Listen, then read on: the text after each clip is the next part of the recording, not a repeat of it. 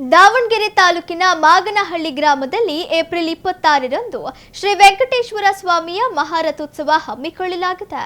ಇದೇ ಮೊದಲ ಬಾರಿಗೆ ಗ್ರಾಮದಲ್ಲಿ ವೆಂಕಟೇಶ್ವರ ಸ್ವಾಮಿಯ ಮಹಾರಥೋತ್ಸವವನ್ನು ಹಮ್ಮಿಕೊಂಡಿದ್ದು, ರಥೋತ್ಸವಕ್ಕೆ ಸಕಲ ಸಿದ್ಧತೆಗಳು ಭರದಿಂದ ಸಾಗಿವೆ. ಮಹಾರಥೋತ್ಸವದ ಪ್ರಯುಕ್ತ ಏಪ್ರಿಲ್ 24ರಿಂದಲೇ ವಿವಿಧ ಧಾರ್ಮಿಕ ಕಾರ್ಯಕ್ರಮಗಳನ್ನು ಹಮ್ಮಿಕೊಳ್ಳಲಾಗಿದ್ದು, ಗ್ರಾಮದಾದ್ಯಂತ ಸಂಭ್ರಮ ಸಡಗರ ಮನೆ ಮಾಡಿದೆ.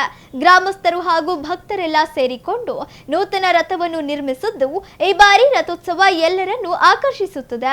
ಏಪ್ರಿಲ್ 24ರಂದು ಸ್ವಾಮಿಗೆ ಪಂಚಾಮೃತ ಅಭಿಷೇಕದೊಂದಿಗೆ ಕಾರ್ಯಕ್ರಮಕ್ಕೆ ಚಾಲನೆ ನೀಡಲಾಗಿದ್ದು, ಹೊಸ ರಥದ ಶುದ್ಧೀಕರಣ ಹಾಗೂ ಪ್ರಾಯಶ್ಚಿತ್ತಾದಿ ವಿಧಿವಿಧಾನಗಳು ನೆರವೇರಿಸಲಾಯಿತು.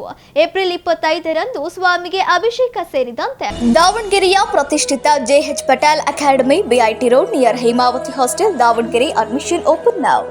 ವಿವಿಧ ಧಾರ್ಮಿಕ ಕಾರ್ಯಕ್ರಮಗಳು ನಡೆದವಲ್ಲದೆ ಸಂಜೆ ಕೋಟೆ ಆಂಜನೇಯ ದೇವರ ಗ್ರಾಮ ಪ್ರದಕ್ಷಿಣೆ ನೆರವೇರಿತು.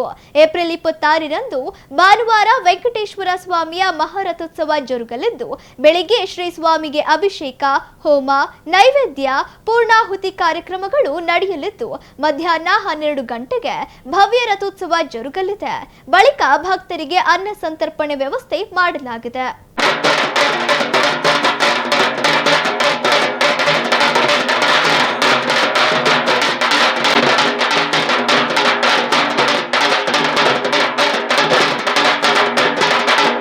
बाणाय स्वाहा, प्रद्युम्नाय स्वाहा, उषापतये स्वाहा, ओम दुर्गायै स्वाहा, शंगाभिमाने श्रियै स्वाहा.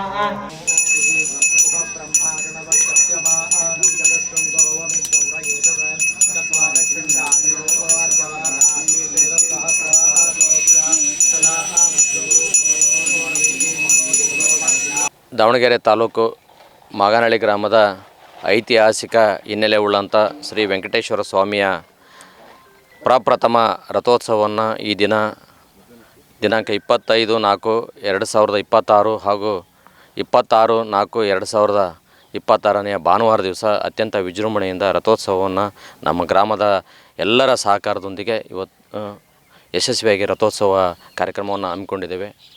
ಈಗಾಗಲೇ ಎಲ್ಲ ಪೂರ್ವ ಸಿದ್ಧತೆಗಳು ಕೂಡ ಆಗಿದೆ.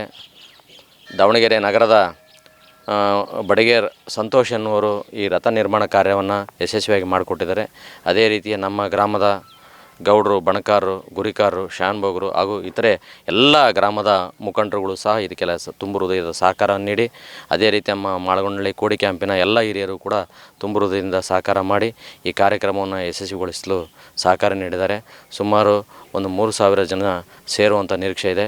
ಬಂದಂಥ ಎಲ್ಲ ಭಕ್ತಾದಿಗಳಿಗೂ ಕೂಡ ಅನ್ನ ಸಂತರ್ಪಣೆಯನ್ನು ಸಹ ಏರ್ಪಾಡು ಮಾಡಲಾಗಿದೆ. ಜೊತೆಗೆ ಕಲಾ ತಂಡಗಳು ಸಹ ಇವತ್ತು ಈ ದಿನ ಸಂಜೆ, ಶನಿವಾರ ಸಂಜೆ 5 ಗಂಟೆಗೆ ಆಂಜನೇಯ ಸ್ವಾಮಿಯ ಉಚ್ಚಯ ಪ್ರಾರಂಭವಾಗುತ್ತೆ. ಆ ಒಂದು ಹಿನ್ನೆಲೆಯಲ್ಲಿ ನಗರದ ಕಲಾ ತಂಡಗಳು ಕೂಡ ಈ ಒಂದು ಕಾರ್ಯಕ್ರಮದಲ್ಲಿ ಭಾಗವಹಿಸಿ ಈ ಒಂದು ಮೆರವಣಿಗೆ ಕಾರ್ಯಕ್ರಮವನ್ನು ಯಶಸ್ವಿಯಾಗಿ ನಡೆಸಿಕೊಡ್ತಾರೆ. ಅದರ ಜೊತೆಗೆ ನಾಳೆ 12 ಗಂಟೆಗೆ ರಥೋತ್ಸವ ಇರುತ್ತೆ. ಅದಕ್ಕಿಂತ ಪೂರ್ವಭಾವಿಯಾಗಿ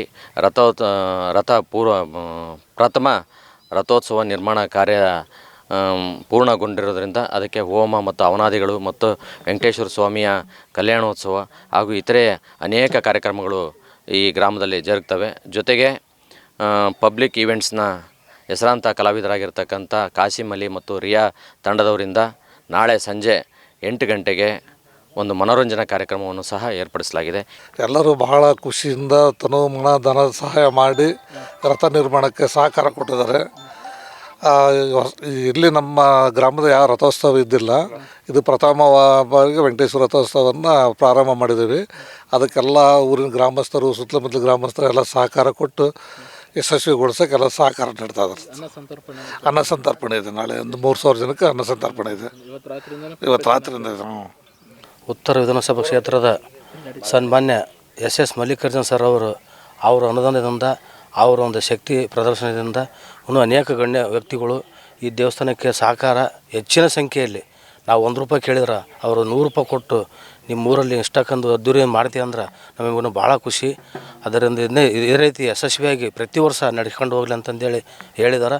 ಅವರಿಗೆಲ್ಲರಿಗೂ ಫಸ್ಟು ಧನ್ಯವಾದಗಳನ್ನು ಹೇಳುತ್ತಾ, ಪ್ರಥಮ ವರ್ಷ ನಮ್ಮೂರಾಗ ಇತಿಹಾಸದಲ್ಲಿ ಇದ್ದಿಲ್ಲ ರಥೋತ್ಸವ ಅನ್ನೋದು.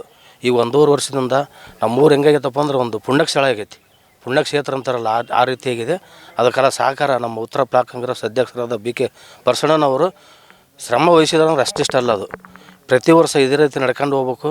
ಇನ್ನೂ ನಾನು ಕೆಲವು ಅನೇಕ ದೇವಸ್ಥಾನಗಳು ಮಾಡಬೇಕು. ನೀವೇನು ಮಾಡಬೇಡ್ರಿ, ಇದೇ ದೇವಸ್ಥಾನ ಪಕ್ಕಕ್ಕೆ ಒಂದು ಚೌಟ್ರಿ ಮಾಡಿ ಬಡವರಿಗೆ ಒಂದು ಚೌಟ್ರಿಗೆ ಅವಕಾಶ ಮಾಡಿ ಅವ್ರ ಮದುವೆ ಆಗಲಿ, ಒಂದು ಸಣ್ಣ ಪುಟ್ಟ ಕಾರ್ಯಕ್ರಮದಲ್ಲಿ ತೊಟ್ಲು ಶಾಸ್ತ್ರ ಆಗಲಿ ಯಾವುದಾಗಲಿ ಮಾಡೋಕೆ ನಾನು ಶ್ರದ್ಧಾಬದ್ಧ ಅದೀನಿ. ನೀವು ನಿಂತು ಏನೋ ಮಾಡೋಕೆ ಹೋಗ್ಬಿಡ್ರಿ. ನೀವು ಹೆಚ್ಚಿನ ನೀವೊಂದು ದುಡ್ಡು ಸತ್ಯ ನಾನು ನಿಮ್ಗೆ ಕೇಳಲ್ಲ. ಶ್ರಮ ವಹಿಸಿ ನಿಮ್ಮ ಮನೆ ಕೆಲಸ, ನಿಮ್ಮ ಮನೆ ದೇವ್ರು ಮಾಡೋಕ್ಕಾರ ಹೆಂಗೆ ನೀವು ನಿಂತು ಕೆಲಸ ಮಾಡ್ತೀರಲ್ಲ ಆ ರೀತಿ ಒಂದು ಕೆಲಸ ಮಾಡಿರಿ ಅಂತಂದೇಳಿ ನಮ್ಮ ಅಧ್ಯಕ್ಷರು ಹೇಳಿದಾರೆ. ಅದಕ್ಕೆ ನಮ್ಮೂರಿನ ಗ್ರಾಮಸ್ಥರಿಗೆ ನಾನು ಕೈ ಮುಗಿದು ಕೇಳ್ತೇನೆ. ದಯವಿಟ್ಟು ಈಗ ನೀವು ಯಾವುದೋ ಒಂದು ಉಣಿಗೆ ಹೋಗ್ಬೇಕಪ್ಪ ಅಂದ್ರೆ ಒಂದು ದೇವಸ್ಥಾನಕ್ಕೆ ಒಂದು ದಿವಸ ಪೂರ್ತಿ ಹೋಗ್ಕಿರಿ. ಒಂದು ದಿವಸ ನಮ್ಮೂರು ದೇವಸ್ಥಾನಕ್ಕೆ ನಮ್ಮ ಮನೆ ದೇವ್ರು ಉಣಿಗೆ ಹೋಗ್ಕಿರಂತ ಅನ್ಕೊಂತೀರಲ್ಲ, ಈ ದೇವಸ್ಥಾನಕ್ಕೆ ಒಂದು ದಿವಸ ನಿಂತ್ಕೊಂಡು ಶ್ರಮವಾಗಿ ಬಂದು ಕೆಲಸ ಮಾಡ್ಬೇಕಂತ ತಮ್ಮಲ್ಲಿ ಕೇಳ್ಕೊಳ್ತೀನಿ.